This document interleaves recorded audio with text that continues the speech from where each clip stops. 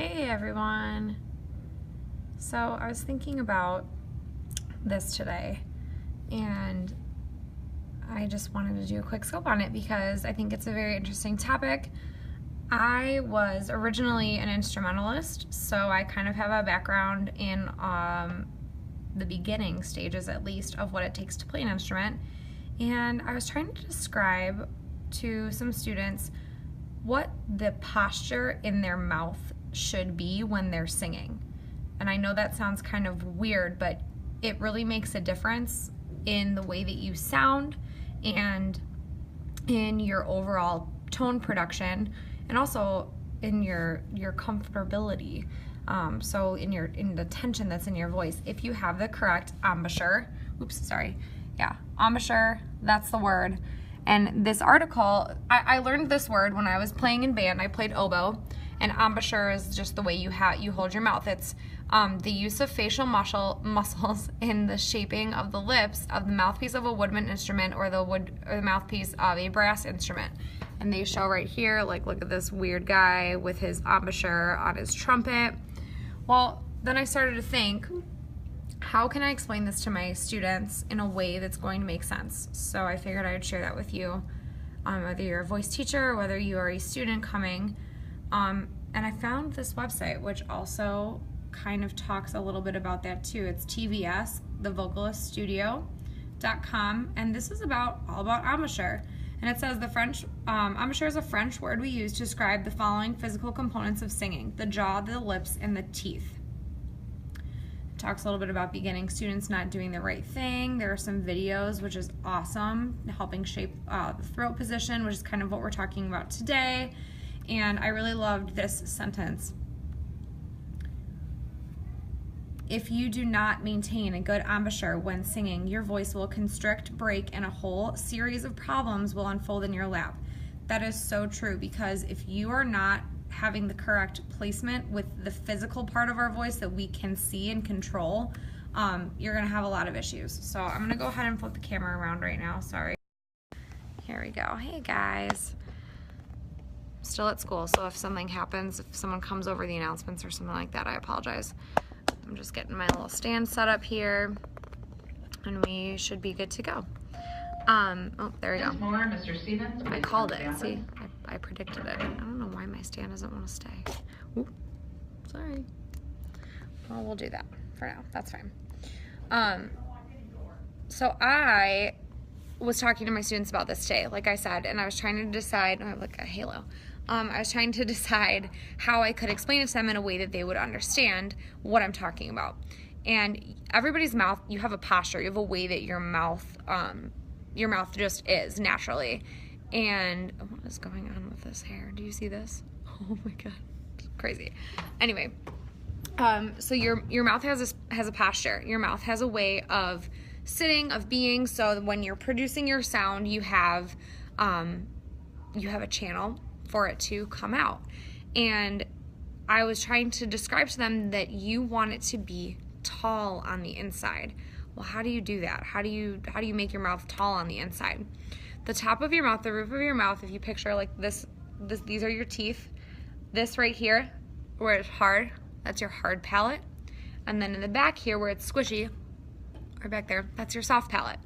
So in your vocal embouchure, you need your soft palate to be lifted. So the way and that's tall on the inside. That's making your mouth tall. That's giving the sound space to resonate and grow, and then also project, because you can't really be that tall on the inside without having an opening on the outside, and that opening allows the sound that's resonating to be sent forward. Science, right? So you've got all of these great tools or great analogies that you can use either on yourself as a singer or on students if you're a teacher. My favorite one is yawn. Everybody right now, if you're yawning right now, tap for hearts. Do a big yawning breath and see what your soft palate feels like. That's the part in the back.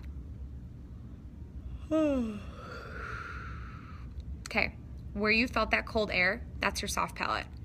Right in the back, when you're nice and lifted and tall back there, that's where you feel your soft palate lifting. And if you sing with that posture, you're essentially lifting the tension off of your vocal mechanism, off of your larynx, off of your neck, off of all of this, and you are floating your voice right along there. Thanks for the hearts, guys. I guess I should probably introduce myself. My name is BrookePerlman. I am the founder and primary teacher at Lessons by Brooke. I teach voice, piano, music theory, and I do some virtual coaching as well as in-home customized private lessons. So thank you for joining me. I should have done that at the beginning. Anyway, continuing on with this. So you can do the yawny breath, right? Breathe like you're going to yawn, and most times you will actually yawn, and that's how you get that tall feeling on the inside. And you can do that and then start to sing. So give yourself that extra second to take a breath like this.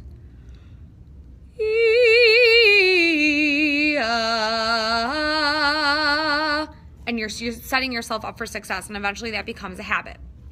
Another analogy, another way you can get that tall, nice cathedral on the inside. A cathedral on the inside meaning big, tall space on the inside. It's almost like it's our secret as a singer, because from the outside you can't really see it. We have to do the work on the inside. So I've been telling my students too, like, hey, it's our secret. Don't forget our secret. They get really excited about that.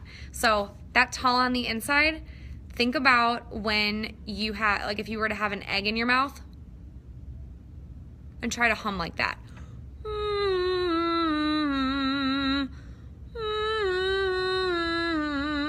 I'm all the way tall back there, and you couldn't really tell. Now if I were to sing like that,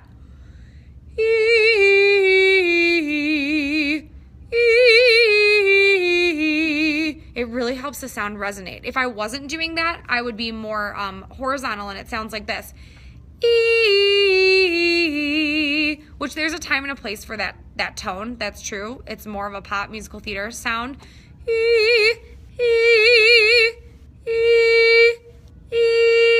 It just depends on the sound that you're looking for. Now, another analogy, another good one is, have you ever had like mint or gum or something minty and then walked outside in the cold? Tap for hearts if yes. When I see the hearts going, I'll know that you've had something minty and then gone out in the cold, and you felt that cold feeling in your mouth, and it feels like, oh my gosh, like brain freeze almost, right? Cool, I'm seeing some hearts, so I know that you guys are listening. That feeling where you have where you take like a minty breath, feel that cold air. Suck in cold air with me right now. Ready? And you feel that cold spot on your soft palate, right? That's lifted on the inside. When you take a breath in like that, you take a minty breath. My voice teacher also used to call them Snore D breaths. So if you like think about how you are when you snore, you go, and your uvula back there is like flapping, your soft palate is flapping. If you take a snorty breath, you're lifted on the inside. So, and again, you can do that. Just give yourself that extra second right before you sing to take either a yawny breath, a snorty breath, a cold air, minty breath. They all end in Y's. Minty, snorty, coldy. They're like the 7 dwarves of tall breathing. You always want to make sure that you're giving yourself that extra second, especially when you're learning the technique. So that is your vocal embouchure. French for mouth, the posture of your mouth. And if you implement that into just your warm-ups, or try to start doing that occasionally once in a while, you'll notice that you are very much taking the tension off of your whole vocal mechanism, because you're lifted. You're taking your sound and you're lifting it. An analogy for that one that I really like to use is when you piggyback somebody and they're like dead weight on your back. That's how it is on your vocal cords when you're singing without this lifted posture, without this lifted vocal embouchure. When you do lift it, it's like the person is holding their own weight. We've all had that person, like we've all piggybacked that person that like, oh my God, they're just dead weight on you and they just sag on you.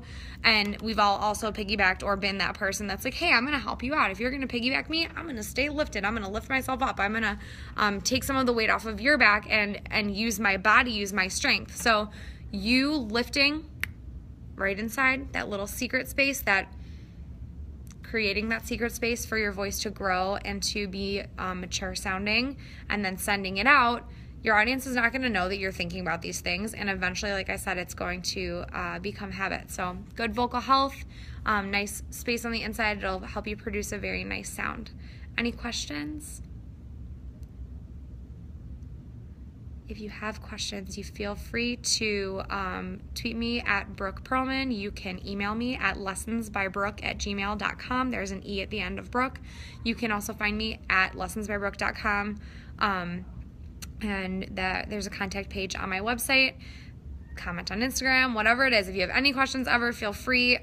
Your questions give me ideas for new scopes and new material. So continue to join me here and let me know what you would like to hear from me. Thanks so much, guys. Have a great day. Bye-bye.